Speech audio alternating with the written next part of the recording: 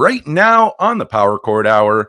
Thanks for tuning in, whether you're listening on the radio show on 107.9 WRFA, listening on the podcast, however you're listening. Thank you very much for tuning in to another year of the show. We have our first guest of the year on this one. I'm welcoming back to the show Matty Grace of the band Cluttered. The band recently released their latest EP, Transgender Dystopia Blues. And on top of that, I mean, Matty has an insane amount to start 2023. We're just talking about it. And right now, I feel like January can be kind of quiet. Not for Matty. Starting the year off strong. We have a lot to talk about. So let's get into it. Matty, how you doing? I'm good. How are you? It's been a minute since we talked. It really has. It's been a little while, but I've been a year. Been good. Yeah, that is insane. I was thinking about that earlier. It has been almost a year, which I guess is the pressing question. I mean, since talking to you almost a year ago, you know, last time you were on, it was you and Chris from Talk Show Host. We were talking about the Enemy You split, or Enemy Us, I'd say. And I mean, the big question: did Cluttered and Talk Show Host since then ever get a chance to cover those songs live together? Did that ever happen since we last spoke? It did. We played Pouzza Fest in Montreal last year. Both bands, Talk Show Host, were basically opening the festival, and we got in and I sang 72 hours with them. Nice. And they were like, "Where No One Knows My Name" was a little shaky. And I was like, okay, but I was playing solo. So I was like, I'll play Where No One Knows My Name during my solo set. And then Cluttered did our full set and did the two songs with Chris. And so we did Enemy Us. Pouzza 2022 was the year of Enemy Us. Nice. Yeah, that was, I was hoping it was going to happen, and it did. I will have to. It was sick. I was like, when we did 72 hours, I was like, this feels very natural and easy. Like this was so much fun. And like, I think, I can't speak for Chris, obviously, but like, I think he had a really good time singing with us. So like, it was pretty fun. Nice. You know, I think we kind of talked a little bit about the history of Cluttered last time, but it was an interesting thing. I mean, it was you and Chris, so we were kind of talking about, we were talking about the split in both bands and everything, but like, just a little backstory again on Cluttered for people who might not be familiar with the band. I mean, how long has Cluttered been around now? How long have you been a band? We are okay. I'll start at the beginning because it's a little convoluted, because we actually formed during a COVID lockdown. Friends of mine in Montreal were running a thing called Demo Fest, and Demo Fest was literally hey, everyone's got a little bit of time on their hands. Maybe we should pull together some projects. And then if everybody contributes, we're going to use the money raised for, I believe it was for Solidarity Across Borders, which is was a thing that provided COVID relief to migrant workers who were not able to qualify for CERB, which was Canadian government being like, stay inside, here's some money. And so we formed during that. Dylan, the drummer, and I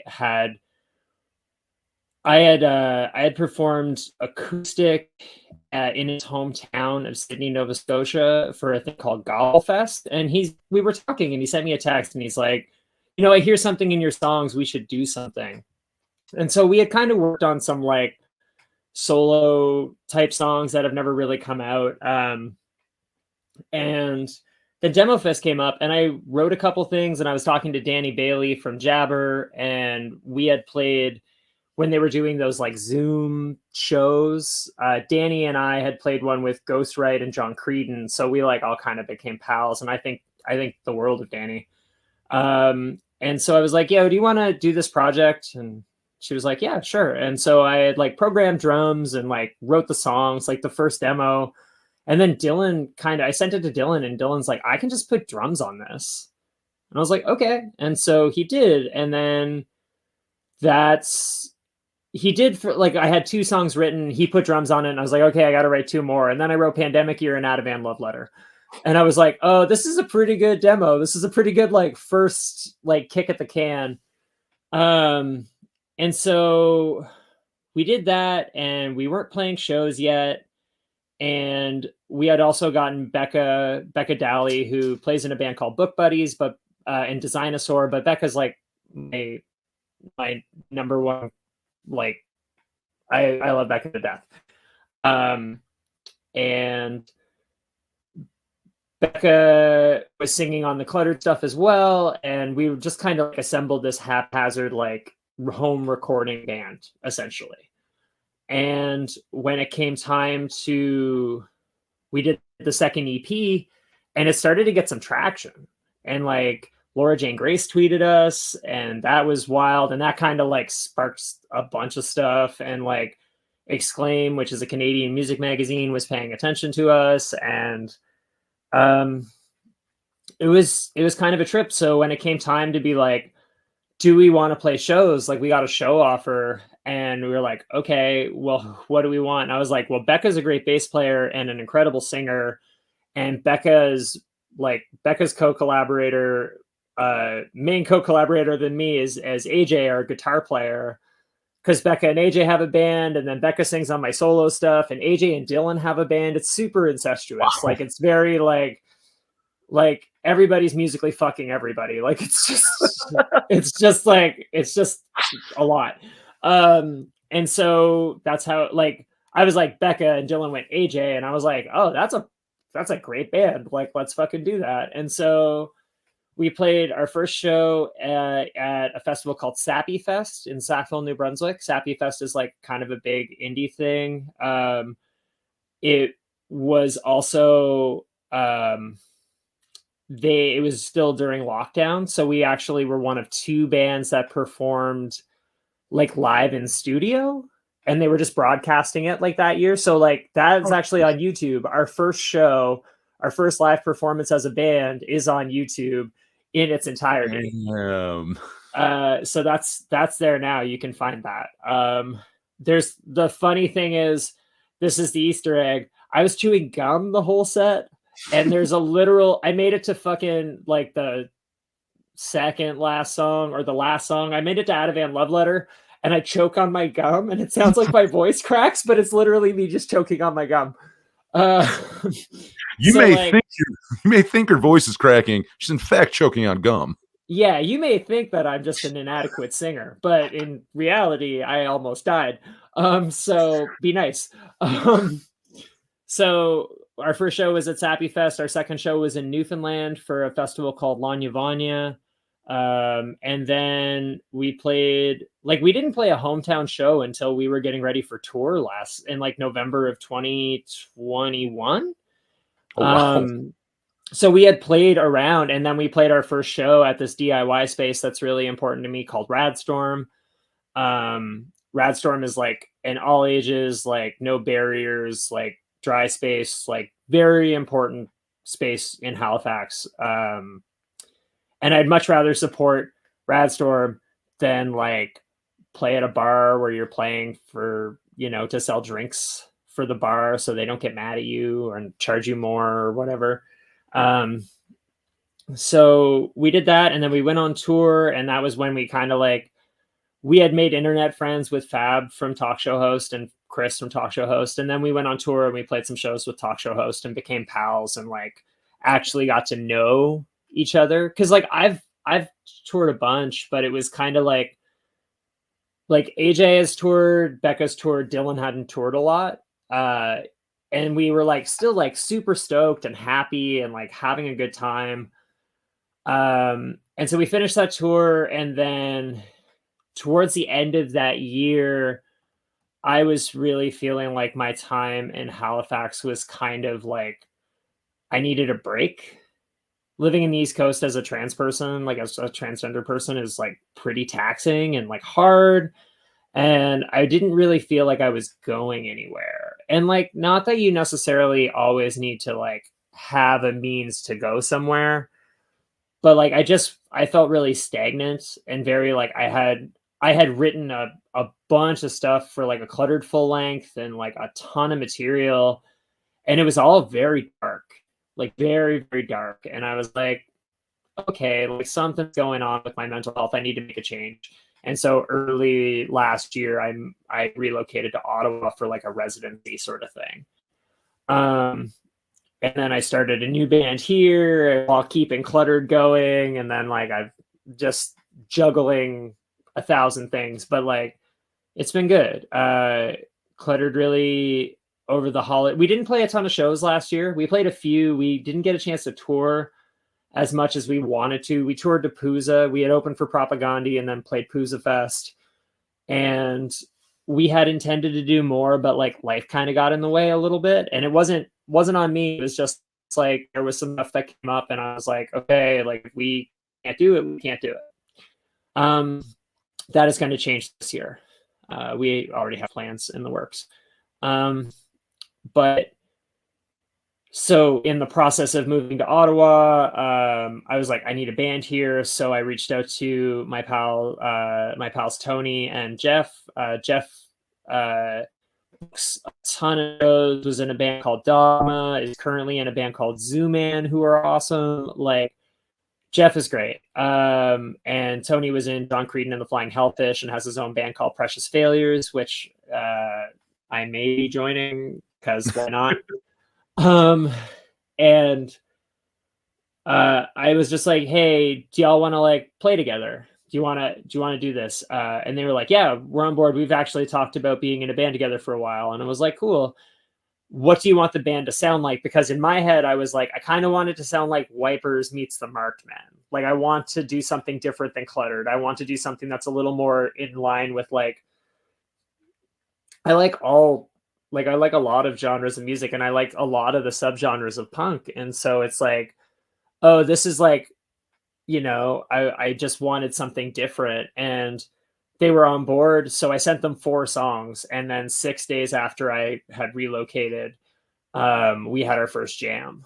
So that band kind of was picking away at stuff. We did a 5-song EP that came out on Dirt Cult Records in August, I believe, called Welcome to the Party. It's the whole thing was conceptualized, practiced, rehearsed, recorded, released within 6 months. Wow. So it was just like, yeah, it was very like fast. And so I have a full length written for Crisis Party. We've got a cool plan for next year to do like a covers EP. We're doing a thing called the Pill Sessions. The Pill Sessions are very much like Crisis Party kind of falls into the like capital P punk stuff a little bit. Like we're going to play with like the punkier bands instead of the more like anthemic, like poppier bands. But like we can fit kind of wherever. And the Pill Session is this cool thing where there's a studio at Hull, which is like very close to Ottawa. It's like just over a bridge. And they give us a weekend to record essentially 15 minutes of music, which in our case is 6 to 8 songs. So like, why not? Why not do that thing and then have another release like almost on the 1-year anniversary of like us being a band is the weekend that we're going to do it, which is kind of cool. Yeah. So that's kind of like the timeline up till now. Like that was Cluttered starting, and Cluttered is still doing stuff and busy. And like we recorded over the holidays 6 new Cluttered songs, which are going to come out. Yeah. It started off as 2. And then due to flight delays became 6. And so we have a 2-song EP coming out sometime. We're aiming for March, but it kind of depends because we're getting somebody different to mix it. And it kind of depends on the timeline that they take. That's going to be called 2 Tracks Before the Breakdown. So that's going to come out March, hopefully. If not March, probably April. We also have a split with the Flying Hellfish, which is a Canadian band that John Creedon fronted. Their debut record came out on Dead Broke, and it's great. It's like ADD Records worship, like very anthemic. John's songs are awesome. Like the song Nailbiter is like hands down, like one of the best songs I've ever heard. And like we played a show in November, and John lives in Lewisburg now. John used to live in Ottawa, and Future Girls, my old band, toured with the Hellfish. And I was like, hey, John, if we cover Nailbiter, like if Cluttered covers Nailbiter, do you want to come sing it? And he's like, yeah, totally. And so we did it. And it was just like, you could see like video footage of it and we're all smiling and just having like a fucking blast. And it's so good. And so we're going to do a split. It'll be the first new Hellfish material since an EP they recorded before the pandemic. Oh, nice. Which is cool. I believe the working title for that is Mired. It's going to be a split, 2 songs each. And then the other Cluttered thing that is like set in stone is a 2-song EP called Stranded in YHZ, which is pretty self-explanatory because I was stranded in Halifax. YHZ is the airport code for Halifax. So I was stranded in Halifax for like 7 days or something over the holidays. So what am I going to do about it? I'm going to write a song. And it starts off and it's very like, every day is kind of the same repeating bullshit over and over again. And then the chorus is like, oh, I'm stuck here. I can't do anything. And then the bridge is basically a love song. And then it ends with whatever it ends with. I'm very excited for people to hear this song. But I really covered all my bases where it's just like, Matty's sad. Matty's being reflective. Oh, Matty's love struck. Like, great. Let's go with that. But it's all very like, it's all steeped in loneliness, unfortunately. He posts as Oklahoma Lefty on like Twitter and Instagram and stuff. His actual name is escaping me right now. But he did a year-end review and Transgender Dystopia Blues was on it. And nice. He said something to the effect of nobody exemplifies loneliness better in modern punk rock than Matty Grace. And I like have really latched onto that because it wasn't intentional. I don't intentionally write sad songs, but I think I'm just deep down like kind of a sad person. So it just kind of comes out that way. Like Transgender Dystopia Blues, which we put out in the fall on my birthday, which was it was a new song. I hadn't written a new Cluttered song in a while because I wrote us 2 full lengths worth of material and then I kind of burned out. But I wrote a new song, which is Take Me Away, which is the first song on the EP. And then Rusted Bike Lock and Dysphoria City Limits are re-recordings of some of my solo material. And then we did a Weaker Thans cover because a killer Weaker Thans cover. Thank you. We took the idea of doing it like a really meshed up way, like a meshed together way of doing like the speed and the like urgency of the propaganda version of it, but then like all of the words. I was going to ask you this. Yeah, all of the words and the like leads and all of the like the melodicism of the Weaker Thans version. So we very like it was very much like kind of being like mushing them together. The original pick for Weaker Thans cover was Wellington's Wednesdays, because that's that is a Fire Door and Never Leave Open. Yes, I was like, those are my suggestions, and then it was like, what if we do Anchorless? And I was like, oh, okay, we can do Anchorless. Like that sounds fun. It's a classic. I feel like it's a classic. Yeah, it's a classic. It's the kind of thing like if they were to reunite, they probably wouldn't play. Now, do you have a preference? I feel like it's the Weaker Thans version. Do you have a preference one over the other? Like if you were to throw that song on right now, which one would you put on? Weaker Thans. Weaker Thans. I was literally learning a Weaker Thans song before we started this interview. That's like their like big influence with like I love how poetic John K. Sampson is. I love the way that like I can't listen to the Virtute the Cat songs or Virtute. I cry. I fucking cry. I can't. I fucking cry. And then the one that's on Winter Wheat, that's like the epilogue song, is just like Nope. I don't listen. I know what's gonna happen. I know what's gonna if I listen to that song, I know what's gonna happen. Yeah, exactly. And it's just like, oh, sometimes you need to cry. And I was like, yeah, but do you need to cry like that? Like, yike. But no, like, love the Weaker Thans. Propaganda are a sick band. I'm really happy that to open them. We got to chat with them a bit. They were all super kind and like really cool people. But the like soft girl in me is very like, oh, the singer-songwriter writing about cats and paintings and like your butt missing your bus. Like that's my shit. Like in the process of doing all of the Cluttered stuff and the Crisis Party stuff, I've been working on a bunch of solo material as well.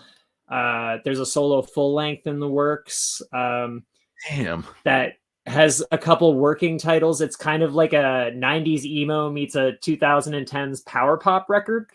I kind of tried to see if you could smash those two things together.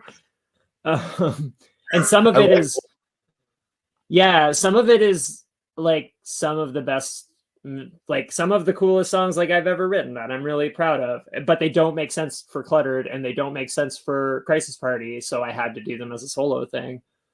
And then for you, just real quick, like going off that, because I mean, again, like you're so prolific and you're writing all these different things, and I mean, some things work for this band, some work for this. You almost seem like someone who, if you write some stuff and it doesn't fit in this box or this box, fuck it, let's make another one. Let's fit A, B, let's go for C. Let's just create something. I mean, that's kind of it. Like mostly it fits into like 3 or 4 boxes, but like Becca from Cluttered and I have a hardcore project called Gross. We put out a demo last year on an East Coast label that's like highly reputable that I really like.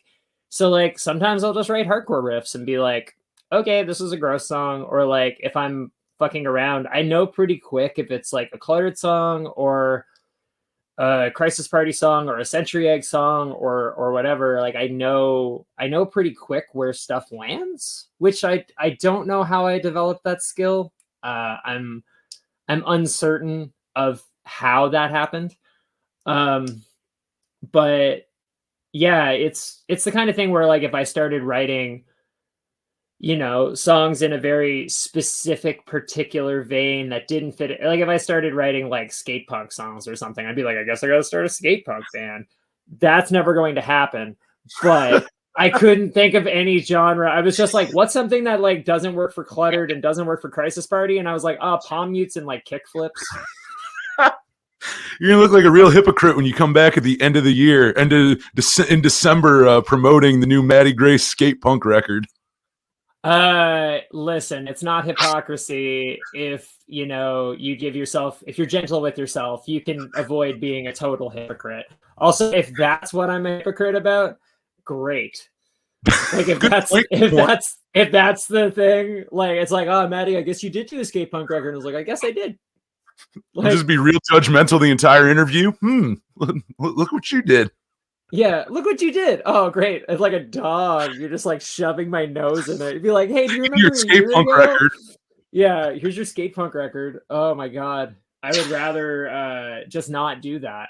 I would rather just write like 1,000 sad girl acoustic songs than like ever try to figure out how to go like palm mute, like little chug, dead stop, skate punk beat. Like I don't care. I don't want to do any of that. Oh my God. So that it says one, I think we've made it clear that that is one genre or sound you will not see Matty go down. That's not an avenue you will go down. It would be very surprising. I would be a skate punk record. Yeah. It might be the kind of thing where like if I did something like that, maybe somebody should check in on me. Like maybe. But yeah, so for solo stuff, there's that full length which has a working title, but I'm kind of like I'm not entirely settled on it, so I'm just going to keep that one kind of close to the chest until I figure it out. But on Christmas Eve, because Christmas is hard, I was reminiscing about an old band I was in called Fat Stupids, and we used to play Christmas shows all the time, and we would do like live full band punk rock karaoke and like all sorts of stuff. And we had a song that we never finished recording or never recorded, but I remembered the majority of it. And then I was like, I'll just write a new ending and we'll do this. And Dylan and I'll do a garage song. And then I wrote a second song because I always write things in pairs usually. And that's going to come out very, very, very soon. I was hoping to have masters for you already, but it's going to probably be the Bandcamp Friday in February. Nice. It's going to be called Start, Stop, Repeat. It's 2 songs in 2 minutes and 30 seconds. Nice. Yeah, the second garage song, I talk so fast it sounds like I'm rapping. I do my best Brendan Kelly at the end of this garage song where I'm just like, because I love the Lawrence Arms and I listen to that band probably more than, it's like Lawrence Arms and Reviver are like the bands I listen to fuck yeah. more than almost any other band. Like to the point where it probably annoys some people who are close to me. But like if I'm feeling bad and I find comfort in something, I'm just gonna like enjoy the thing I find comfort in. So yeah, I do my best Brendan Kelly on that. And then Tarantula Tapes, which is a label in Barrie, Ontario, has agreed to release right before Christmas. I wrote an acoustic EP because a person in my life went, I like the acoustic songs. How come you don't do that as much anymore? And I was like, okay, I'll show you. I'll do it. And then I hyper-focused for 3 days and wrote an acoustic EP. And that was what I was working on today. Was I replaced one of the songs on the acoustic EP we recorded as a full band Cluttered song. And I was like, I don't want to release these two so close together. So I wrote a new one, and now the whole A side of this tape is going to be 7 minutes long. It's 4 acoustic songs in 7 minutes. And Tarantula Tapes is going to release this new one and my last solo acoustic EP, which was called Dysphoria City Limits, as a single tape in April. The new one is called The Breakdown of Progress. So it'll be The Breakdown of Progress, Dysphoria City Limits. And then that'll exist in April. So like solo stuff, there's the garage songs, because they're just garage punk songs and they're fun. Dylan,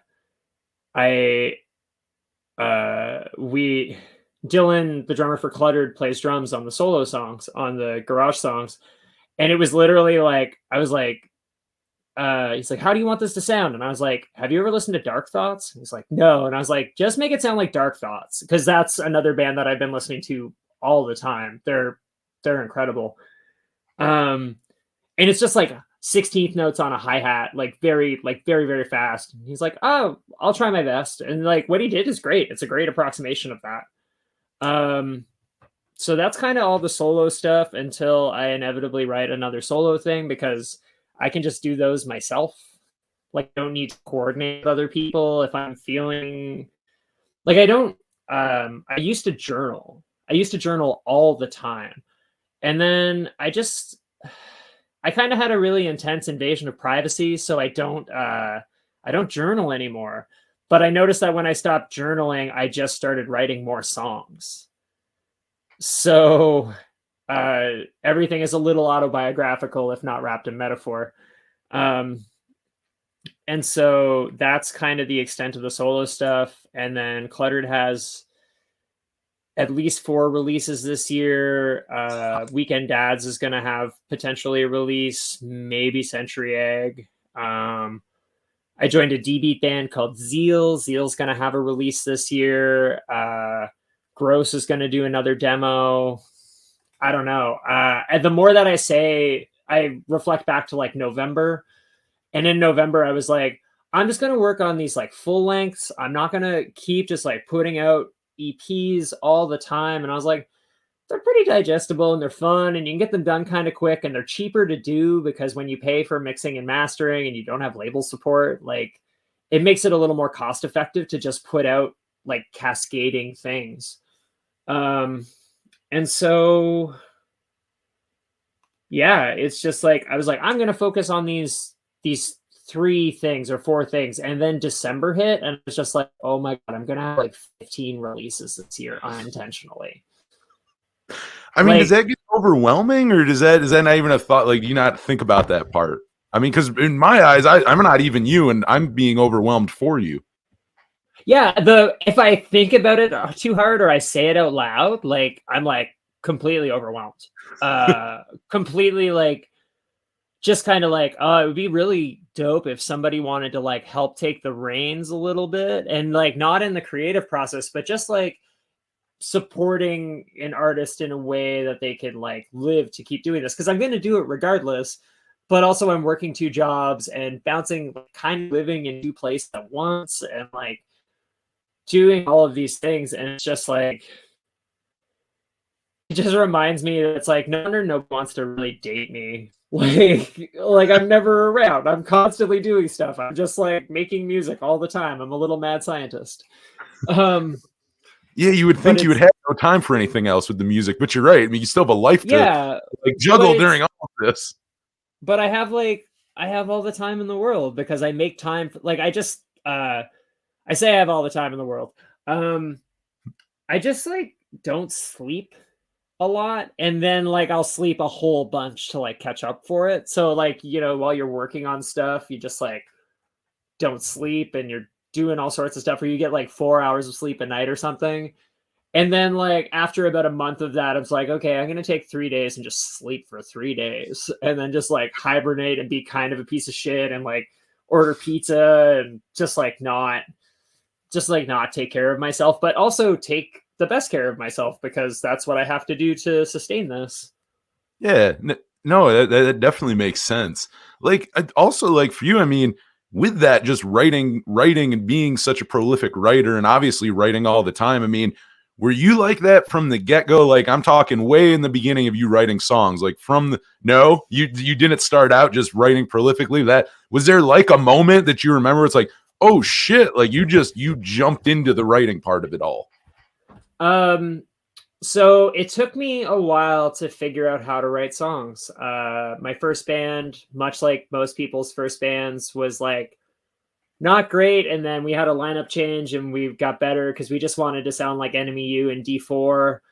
But Nice. I like didn't know how to write songs like that. I didn't know how to deconstruct something I liked to reconstruct it in a way that felt authentic to me. And so it took me a long time. It wasn't until I was in Fat Stupids that I started writing all the time, because we would practice like 3 times a week and play shows constantly and like do all sorts of stuff. Like we had a CD in Japan and a 7-inch on Rad Girlfriend. We were like number 6 of Rad Girlfriend's releases or something. Like it's very like early old shit. Like they have had Josh and Brandy are wonderful, and I've like done so much like in the meantime, like since. But it wasn't really until Fat Stupids that I really figured out how to write songs. And a big part of it came when I started learning how to home record. Because I would always be like, oh, I think this riff is cool, but I don't know how to like put words on top of it.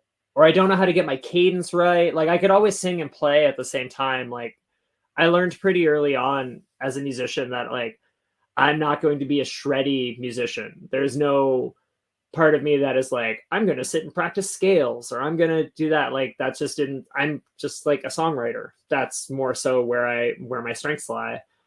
And so with that, it took me a minute to figure it out. And the first song that I ever remember being like super happy with and like thinking I nailed it is a song called Summertime. It's a Fat Stupid song. It's online. There used to be an Italian message board or like Angel Fire page or whatever called Ramone to the Bone. And somebody on Ramone to the Bone said it was an instant classic in the pop punk genre. And I was like, it was like a really nice ego stroke, because like every Fat Stupids had 2 singers, myself and Craig, the other person. But everybody liked Craig's bands more and Craig's songs more and all of that stuff. And then there was a shift at one point where people started really liking what I was doing. So that was like pretty validating. And then when Fat Stupids broke up, I formed Future Girls, and I was writing a lot. Like for that first Future Girls full length, which I believe is 12 songs, there were 5 more contenders. And then the EP we put out last year, like Year Long Winter, I had been sitting on that song for like 4 years. Oh, damn. So like the other 4, like Ghost, Defeat, Repeat, Fever, and Cross Streets were all written like during COVID lockdown. But Year Long Winter was like, this is a demo from a song that I think is really good and we should revisit it. And it was just like the nature of that band. We never really had a chance to like, we were constantly dealing with lineup changes. So we were always teaching people new songs instead of working on stuff. And like, just like, it was just kind of hard. And so after Future Girls, I started performing solo. And when I was performing solo, that was when I started being really prolific. And then lockdown, like I was on tour when COVID happened, like Dinosaur, the band that Becca and AJ and our pal Sean, who's going to drum on my solo full length. We were on tour together and then COVID hit and everything went to shit and we were locked in. And then I just started writing. Like I was living in like not a great living situation. I was living with a partner I had broken up with for reasons that were like not great. Like not great in the sense that it was like, oh, I shouldn't have broke up with him. Like, no, I should have because the situation was really bad. So I would lock myself in the office every day and just write songs. And that's how I have a project called Modern Cynics. There might be a Modern Cynics release this year as well. I have one in the can. There's supposed to be a split. I just don't know if the other side of the split ever got done. So like, that's just sitting there. But like Modern Cynics, all the solo stuff, all the Cluttered stuff has all just like cascaded from there. And a lot of it is like trial and error. It's like figuring out what works and playing around with it a little bit. And now I'm trying to explore. I tend to write like the music before I'll write the lyrics. And now I'm trying to explore writing the lyrics and then write music with it to kind of keep me interested and figure out how I can do that. Mm-hmm. It's a trip. Yeah. So I've not always been a prolific writer. It's only really been in the last like 4 years. That's amazing. I think you've done a damn good job developing it though. I gotta say, like, cause like with lyrics, like music, a lot of kind of talk about like that whole, you know what I mean? Part of like one take or whatever, like same with the music. It's like, do you fine tune things? Do you stay with those initial original ideas? And like with lyrics on that side of things, I mean, is there a lot of, you write the lyrics of the song, they stay to what they originally were, or is there that kind of going back and even it could be little things. It could be like 1 or 2 words here and there that get modified and things like that. I mean, is there a lot of that, or is it just kind of like, no, you write that first take, I say, first draft, I guess I should say, of lyrics maybe, and kind of stick to them? Really depends. Sometimes I nail it right away and I'm like, nothing needs to be changed. And sometimes it's like the idea and the concept is there, but like I have to massage it a little bit to like make it fit. Or sometimes I realize that I'm like, I've just used a lot of double negatives and I like need to try and sprinkle some like grammar dust on top of this and like not sound like the way I sound. And like musically, it kind of depends on the project. Crisis Party, I'll come with like a completed song and then we'll like nuance it a little bit. So it'll be like, what do you want for drums? Oh, do you have an idea? Like that kind of stuff. Cluttered is very like, I'll go to Dylan and show him the whole idea. And then he'll be like, well, what if I add this? And what if I add this? And I was like, how about you add one of those things? And we kind of like co-produce a lot of the stuff. And then we'll bring in Becca and AJ and get everything to be all smoothed out. But like lyrically, like of the new songs that I've been writing, like the garage punk songs, the Start Stop Repeat EP that's going to come out in February is like, that was a like, I stream of consciousness wrote that out and what it was lined up perfectly with what it needed to be. And then like some of the Cluttered stuff needed a little bit of like massaging and work, but like the themes are still the same. Like the theme and the feeling is still there.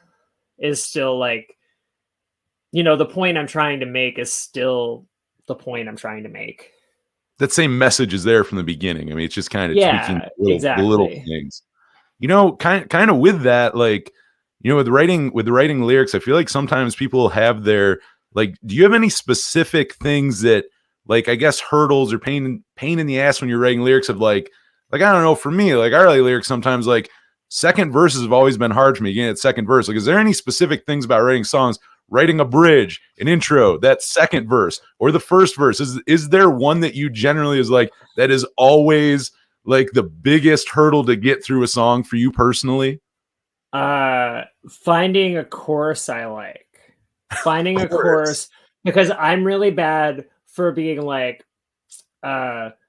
verse 1, verse 2, or verse 1 pre-chorus, chorus, verse 2 pre-chorus, chorus, bridge, done. Like that's kind of like how I really enjoy songs that are structured that way.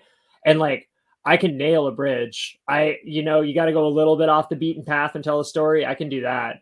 It's when it's like, oh, this chorus is bad. Like I need to make this not be like, I'm also my own worst critic. So like if I'm, doing it and I'm like, I'm unsure, I'm uncertain, like going back to it is always kind of like, let's massage this a little bit and make it better. A good chorus is hard. Sometimes I have it. Sometimes like the chorus will just pop in, but usually like verses are pretty solid, bridges are pretty solid. I'm very bad for one of the songs on the acoustic EP that's coming out in April is this song called Tangled in Strings. And I was hanging out with my pal Alyssa, and Alyssa's like an awesome songwriter and like great vocalist and like very cool. So we were just like playing guitar and I was like, I have these lyrics. I want to try and like come up with something. And I had 2 verses, a chorus, and an outro. And I wrote the chorus and then the outro together. And then I was like, how am I going to start this song? And then I wrote what I thought was the second verse. And then I kept trying to like fit things in for the first verse. And she's just like, Matty, that's a whole song. Like, you don't need to add anything else. And so the song is now 1 minute and 20 seconds long. And I'm really stoked on it. It's pretty cool. Cut all the fat out. You just have what you need. Like you just have what you need for a good song. It's just economy.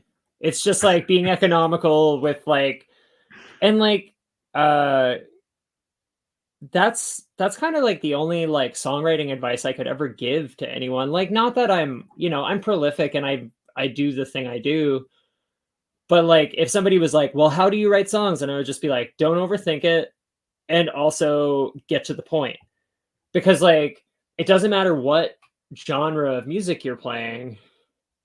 If you can like make things as economical and like concise and like impactful, like that's super, super useful. Like I wish somebody would have told me to be like, not every song needs everything.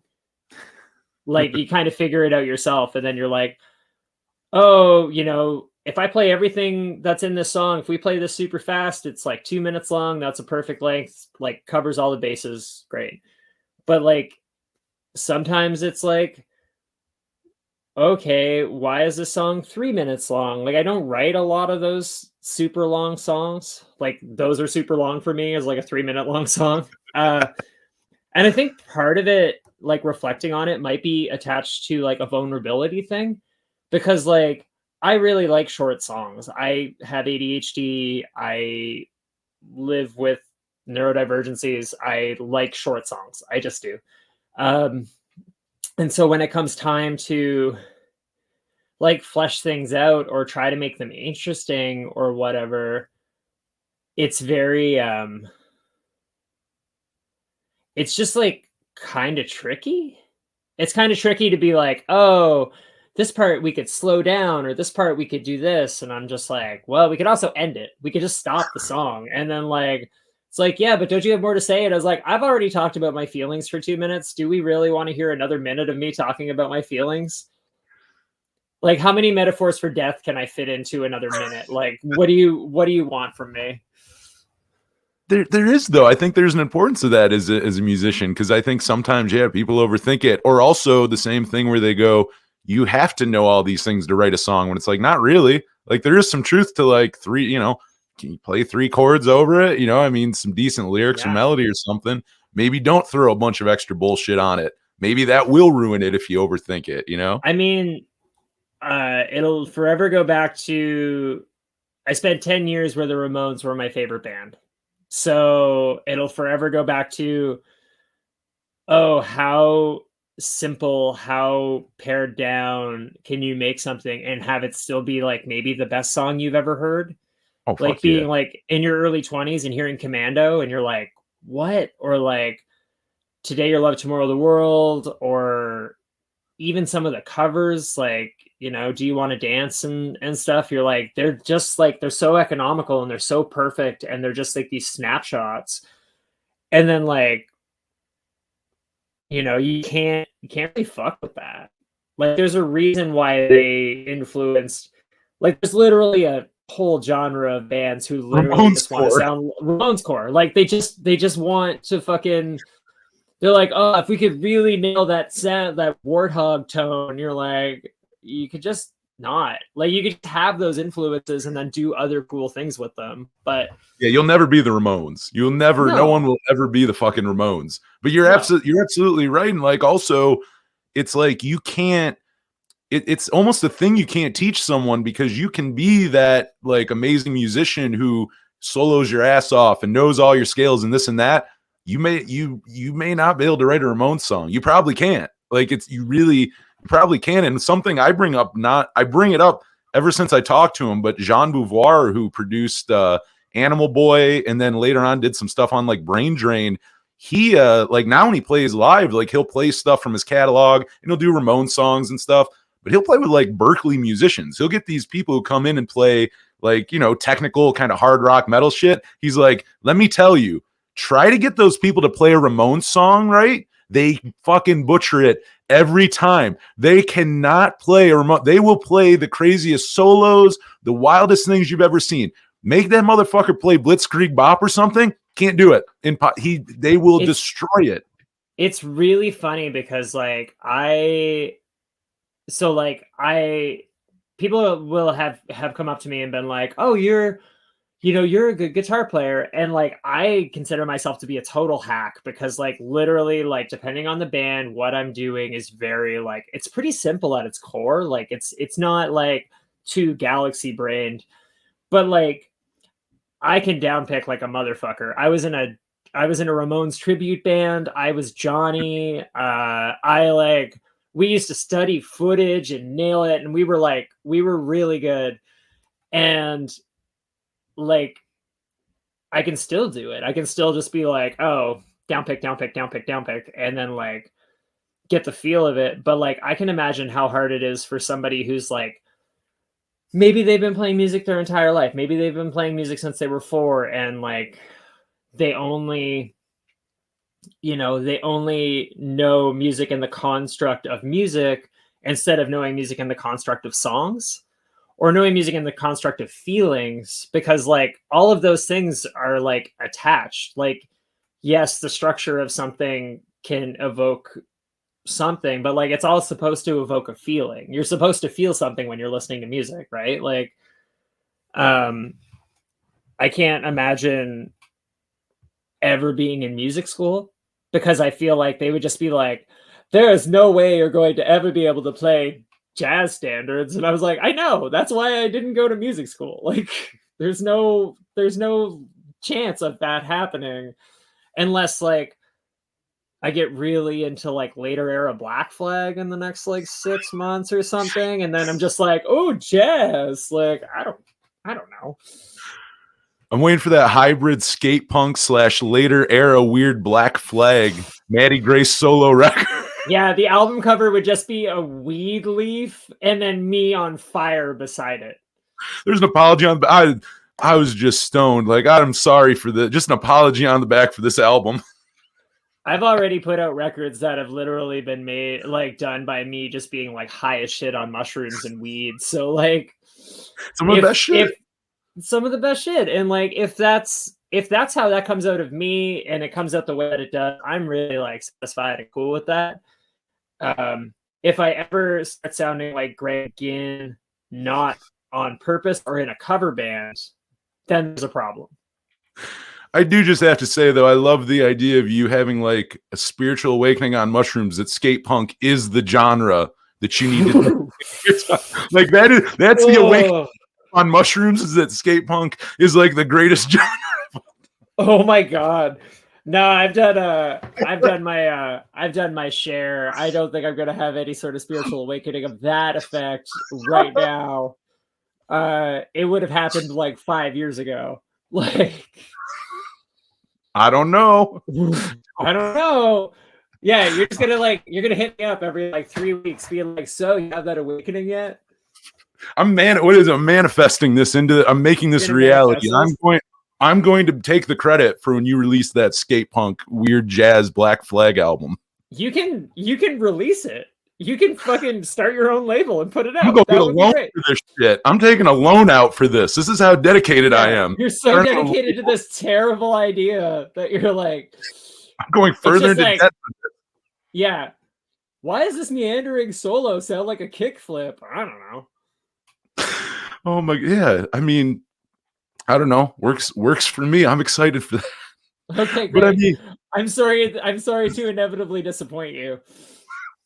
That's all right. We have enough good stuff coming out from you this year. That's all right. Yeah. There's enough to make up for it. It's I was trying to think of it earlier. I mean, you basically have releases, it seems like once a month almost coming up. If I'm putting it together right, I mean, basically while people are listening to this, like each month you got something coming out with Matty Grace on it. Yeah, that was not fully intentional, but like probably January, like excluding January, there's probably going to be at least one thing come out every month for the next 11 months. And like that is only going to compound on itself at some point, and like there'll be more. So yeah, I know it's like you're not going to write during the year. It's not like you're like, well, I'm not going to write music while I'm releasing this stuff. Oh no, I'm writing while I'm doing it. Like it's just like, oh, this is the plan. Okay. And then I'll fucking go mad scientist-y on it.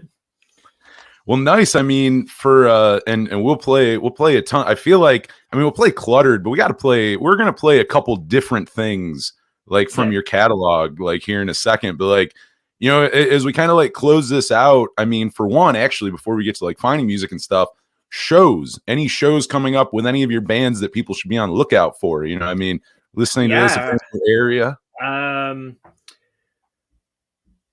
There's that jogs my memory. There's a cool thing coming up that I can't totally announce yet. That's gonna be really exciting, and that's gonna be in June. With Cluttered, Crisis Party is doing a West Coast tour of Canada in April. So Crisis Party, Cluttered is playing in March in Halifax, or tentatively is playing in March in Halifax. Zeal's going to start playing shows. Century Egg might be playing shows at the end of January. So like I've got some shows coming up, but there's a big one this year, and I'm really, really excited for it. And it's happening in June. And as soon as it comes up, everybody's going to know about it, and it's going to be pretty sick. The dream is to like get to go play Fest, right? Like if anybody from Fest is listening and wants Cluttered to go play Fest, like we'll do that. But I think it's kind of a hard get where we don't have an American label, and like, you know, there's like I played Fest with Weekend Dads, but like we never got invited back, so I don't know if there's something at play there that I'm not 100% certain of. I just know that I would really like to go do that. I would like you on Fest. I was just talking to someone yesterday how I've somehow never been. I feel like that's a good excuse to go. Same year, people who run Fest, you'll get me to buy a ticket. You'll get Cluttered on the bill. I mean, win-win. Everybody. Yeah, we need fun. On top of that, though, talking about, you know, because again, yeah, like you were saying, I mean, there's stuff under wraps. Obviously, you can't announce everything yet. So that means people have to follow you online. Where do we find Matty Grace online? Where should everyone go follow you? So for Instagram, it's at Matty Disgrace. My last name is Grace, Disgrace. There. Great joke. Good job. And on Instagram as well, it's at Cluttered Band and at crisis.party. And on Twitter, it's at Matty Grace and at Cluttered Band. So like if you find me on Instagram, you can find the list of all of the bands and the other stuff I've done. You can also talk to me because I'm on my phone constantly and pretty anxious and like to talk to new people. So find Matty on there. And then music. Where do we I feel like most of your stuff is on Bandcamp. I mean, I feel like most stuff you're on. Everything's on Spotify and Apple Music, but like Bandcamps are the ones like mattygrace.bandcamp.com, cluttered.bandcamp.com, crisisparty.bandcamp.com. Like it's pretty like name of band bandcamp.com. Bandcamp's shit. It's the only thing that like kind of keeps like it's like selling t-shirts. Like people will support you in a way that like streaming just doesn't support you. Like it blows my mind people don't do Bandcamp. Yeah, there's a Crisis Party song on the EP. It's about trans life expectancy. So very like upbeat, peppy song, but it's a minute long and it has something like 40,000 Spotify plays. The rest of the EP has like 400, and then this one has 40,000, and I don't understand why or what or whatever. Wow. And I'm like, oh, cool. That's like $40. Yeah, that is extremely sad when you actually start thinking the reality of it. Yeah, I mean, like it's probably less than $40. I just pulled a number out of my ass, but yeah, you're being kind of generous there to Spotify, saying they're giving you $40. We should probably adjust that a little bit. Oh yeah, it's probably more like. Don't make them sound too generous. Oh yeah, that's definitely what Spotify is known for their generosity. Oh yeah. I mean, Bandcamp all the way. I always tell people that it blows my mind when I interview people and their stuff's not on there. I try to lecture them and go, "You should probably have that on Bandcamp." And yeah, it's great. Yeah, it's all there. Money. The only downside to Bandcamp, and if Bandcamp was also listening, they had a playlist function. You buy the album and you can take the songs and make playlists out of the songs. I'd be into that. There's so much good shit that has come out this year and last year, or like I guess last year because 2022.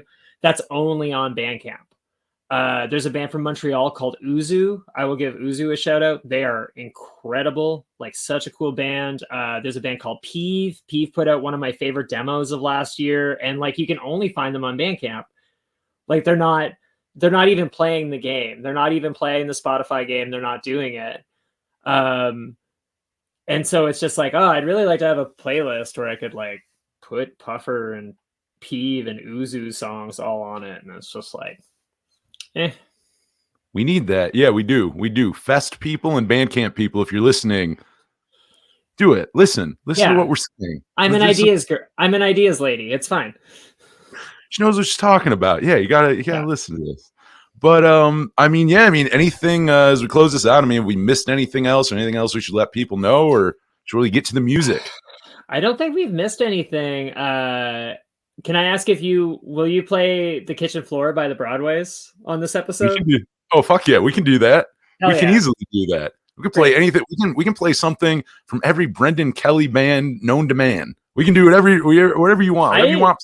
No, I mean that's my one request, because every time you post the playlists and I look through them and I'm just like, oh yeah, like somebody else who loved the Broadways as much as I do. Like, see, and I like that because I don't always get a lot of reaction. Like the Broadways isn't one I get a lot of reaction from. So when I get someone who also like goes, I see what you did. Like I like that. So good. It works for both. If you're listening to the podcast, you will not get a Broadway song, but I'm still going to play some Matty Grace for you. So, podcast and radio show. If you're listening right now, we'll kick it off with track 1 off Transgender Dystopia Blues. This is some music you can get right now. I know we're talking about stuff coming out. You can go grab this EP right now off Bandcamp. Here is Take Me Away right here on the Power Chord Hour.